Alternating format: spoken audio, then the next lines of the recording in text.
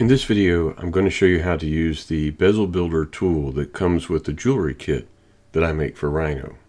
The bezel tool is available in both the free version and the pro version of the kit. I'll leave a link to the kit in the description below the video. To open the Bezel Builder tool, we'll click on its icon. The first thing we will want to do is set the gem or gems. So we'll click on the Set Gems button and then select the gem or gems that we would like to apply the bezels to. Once we've chosen our gems, we can press Enter, and then a preview bezel will appear around the gem or gems that you have selected. I find working with the dimensions and the preview bezel in general easier to do in the front viewport and when I'm all zoomed in on the gem. The Bezel Builder tool has two tabs, the General tab and the Taper Bulge Chamfer tab. I'll go over the Taper Bulge Chamfer tab a little later, and for now we'll go back to the General tab. The General tab has 5 sections. Here in the top section we have the mode drop down, and we can switch between the millimeters mode and the percentage mode. I'll cover the percentage mode later on in the video. For now we'll stay in the millimeters mode. But the basic difference between the two modes involves the sliders in the section below. In the millimeters mode, the sliders work on millimeters. In the percentage mode, the sliders are percentage based. Below the mode dropdown, we have the Show Dimensions checkbox, and we can use that to turn the dimensions on and off. Now we'll briefly look at the sliders that affect the dimensions of the bezel. First, we have the top thickness slider that affects these areas of the bezel, and this is the dimension that corresponds to that slider. The bottom thickness slider affects these areas of the bezel, and this is the dimension that corresponds to that slider. My tool defines the bezel height as the distance between the bottom of the girdle of the gemstone to the top of the bezel.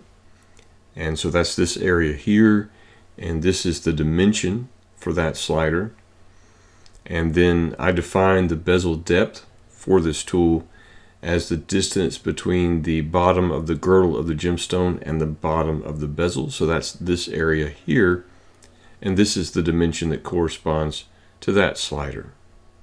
This dimension right here does not have a corresponding slider. It is the sum of the bezel height and the bezel depth, and can only be affected indirectly by those two sliders.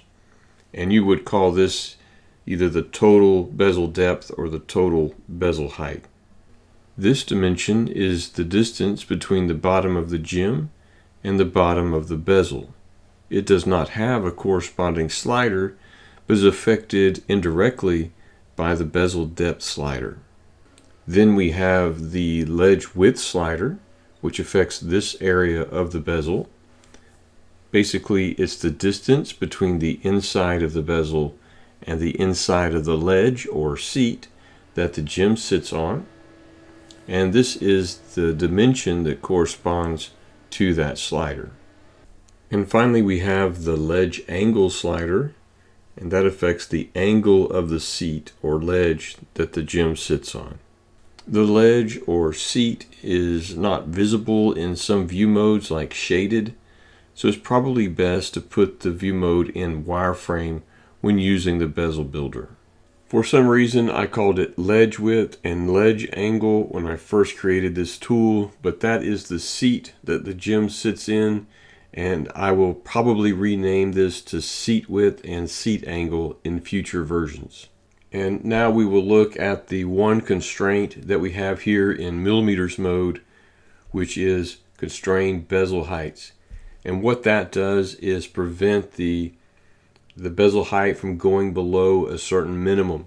So if the gemstone is 3 millimeters or smaller, then this will prevent the bezel height from going below the top or table of the gemstone. If the gemstone is larger than 3 millimeters, it will prevent the bezel height from going less than 0.56 millimeters. So the gemstone that we have here on screen is larger than 3 millimeters, So constrained bezel heights is preventing the bezel height from being less than 0.56 millimeters.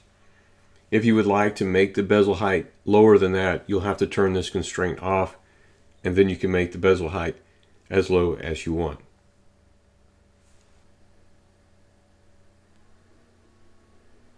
Okay, so I'm just going to increase the bezel depth a little bit, and then we'll switch to the taper, bulge, and chamfer tab.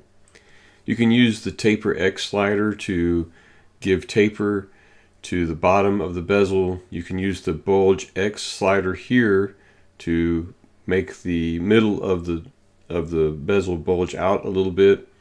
You can use the bulge location slider to change the location of the bulge, but it's a very subtle effect, so you'll probably in most cases just leave that one alone. You can unlock the taper and bulge sliders so that you can control the taper and bulge in the X and Y directions independently.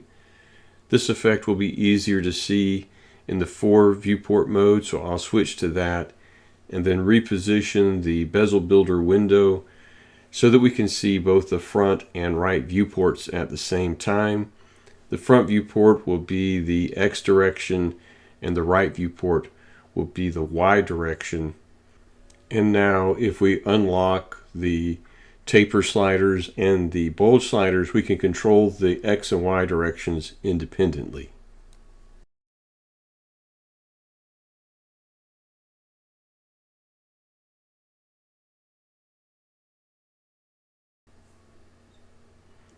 Okay, I'll go ahead and lock those back. When we do that, it will make the Y values equal to the X values, and then the sliders will slide together. And we'll go ahead and go back into the front viewport.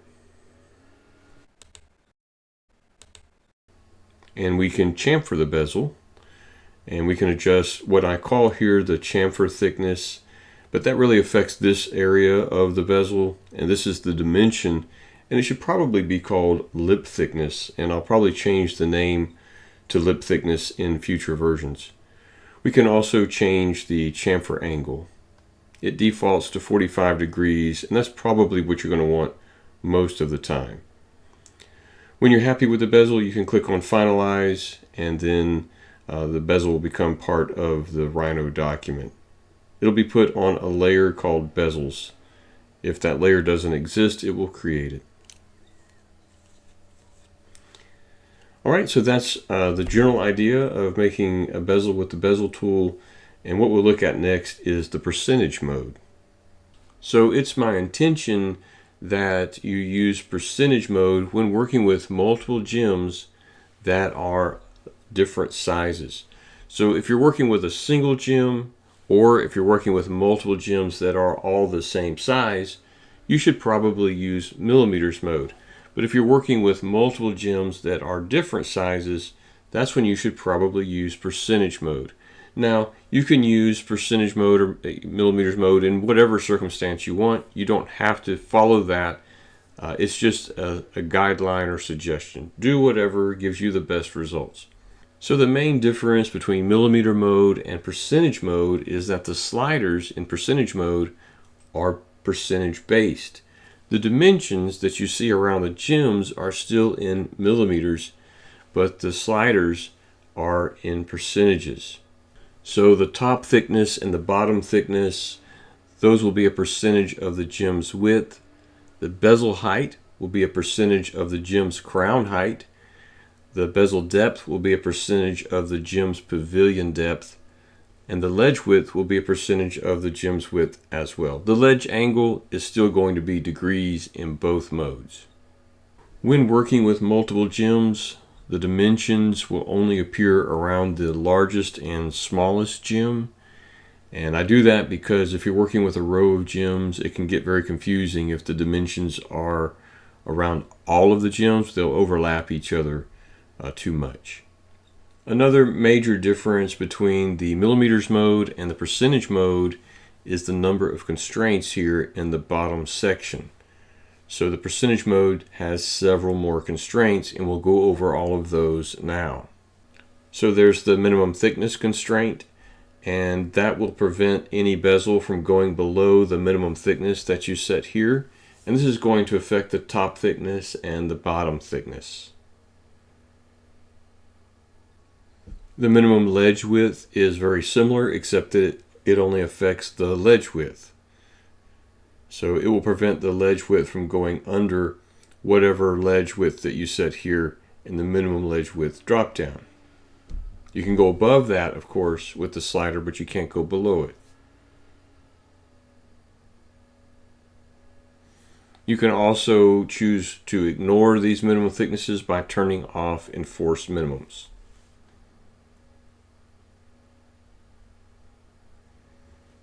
We went over constrained bezel heights earlier, but I'll go over that again. These gems are less than 3 millimeters, so constrained bezel heights will force the bezels to be level with the tops of the gems. If any of the gems were larger than 3 millimeters, it would prevent the bezels from becoming less than the bezel height from going under 0.56 millimeters. And then finally we have make bottoms level. When you activate that, the bottoms of all of the bezels will become level with each other. All right, and I'm just going to put a little taper and bulge and chamfer on these bezels and then finalize them. And there you go. We've made some bezels with the percentage mode. So I just want to go over one last thing, which is that if you make the bottom thickness too thick or you make the ledge too thick, and the opening would not be large enough for casting purposes. In other words, the opening would get smaller than 0.4 millimeters, the bezel will close up. This will be indicated by the bezel turning red. It will have no inside parts. If that happens, what you can do is go ahead and make the bezels like you want, and then you can use the gem cutters to create the inside part of the bezel. So just be sure and set the cutters to bezel cutter mode, and then set the azure size to whatever you think is good. And in this case, I'm going to ungroup these and then remove, the two that I don't need, and we'll just use this one to cut out the inside of this bezel. All right, and then I'll go ahead and delete that. So that is something you can do if you end up with bezels that kind of close up. I do that just to make sure that the inside is always at least 0.4 millimeters, which is the minimum for opening that you should have for good casting purposes. There might be some situations where it might be a good idea to close up all of the bezels on purpose, say by setting the bottom thickness to a value that's too large for all of the gems.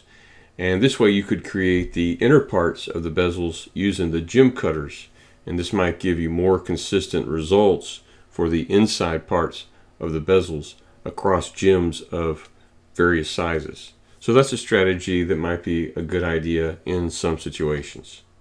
All right, that's how you use the Bezel Builder tool that comes with the jewelry kit that I make for Rhino. Thanks everyone for watching, and hope to see all of you in future videos.